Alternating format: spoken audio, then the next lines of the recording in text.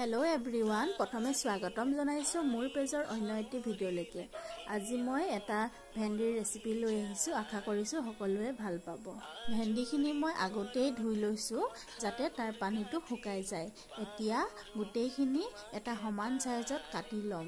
ভেন্ডিৰ লগত আপোনালোকে দুটা বিলাহী আৰু এটা ডাঙৰ সাইজৰ পিয়াজ লৈ লব। ইচ্ছা কৰিলে ইয়াত আপোনালোকে আলু দিব পাৰে। এতিয়া মই কাটি লোৱা ভেন্ডিখিনি ইয়াতে ধুনীয়াকে ফ্ৰাই কৰি লম।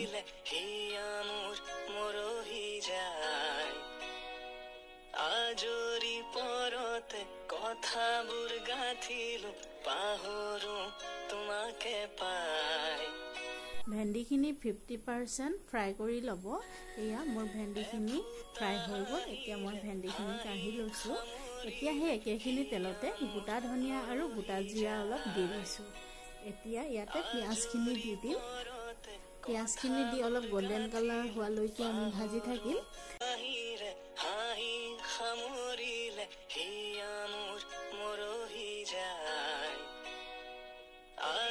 এতিয়া ইয়াতে দুটা জলকীয়া দি দিছোঁ, হালধি দি দিছোঁ আৰু প্ৰয়োজনীয় মা মছলা যদি ব্যৱহাৰ কৰিব বিচাৰে ইয়াতে দি দিব। মই অলপ জিৰা গুড়ি দিলোঁ, অলপ ধনিয়া গুড়ি দিলোঁ আৰু কাশ্মীৰী পাউডাৰ অলপ দি দিলোঁ। এতিয়া ইয়াতে আলু কেইপিচমান দি দিছোঁ। আলু কেইপিচ বইল কৰি লৈছিলোঁ। এতিয়া ইয়াতে বিলাহী দি দিছোঁ। বিলাহীখিনি সিজিবৰ বাবে ইয়াত অকণমান নিমখ দিম। এয়া নিমখ অলপ দি দিলোঁ। এতিয়া বিলাহীখিনি অলপ সময় লৰাই ঢাকন মাৰি দিব যাতে বিলাহী আৰু আলুখিনি ভালদৰে গলি যায়। ইয়াতে মই এতিয়া অকণমান ৰেড চিলি দি দিছোঁ আৰু ইয়াতে এতিয়া মই অকণমান বেচন দিম। বেচনখিনি মই আগতে অলপ ভাজি লৈছিলোঁ, সেইবাবে সৰু এটা বাতিৰে একাপ বেচন দিছোঁ। এতিয়া ইয়াতে পানী দি দিম। পানী দি 10 মিনিটমানৰ কাৰণে উতলিবলৈ দিম যাতে বেচন আৰু বিলাহীটো গলি ভালদৰে গ্ৰেভিটো ডাঠ হৈ যায়। সেইবাবে এতিয়া ঢাকন লগাই দিছোঁ।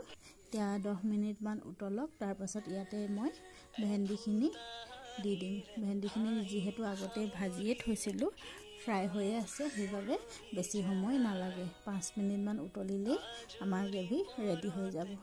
এতিয়া এটা পিঁয়াজ অলপ ডাঙৰ ডাঙৰকৈ কাটি ওপৰতে দি দিছোঁ আৰু দিছোঁ গৰম মছলা।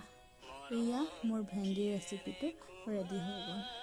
কিমাননো ভাজি বনাই খাম নহয় জানো, সেইবাবে আজি এটা গ্ৰেভিয়ে ট্ৰাই কৰিলোঁ। খাবলৈ ভালেই হৈছিল। আপোনালোকেও ট্ৰাই কৰিব আৰু ভিডিঅ'টো যদি চাই ভাল লাগিলে লাইক কৰিব, কমেণ্ট কৰিব আৰু মোৰ পেজটো ফ'ল' কৰি দিব। আজিৰ ভিডিঅ'টো ইমানেই আছিল। মোৰ পেজটো চাই থাকিব। আকৌ এনেকুৱা চিম্পুল ভিডিঅ' লৈ আহিম। আজিলৈ আহিছোঁ। ধন্যবাদ।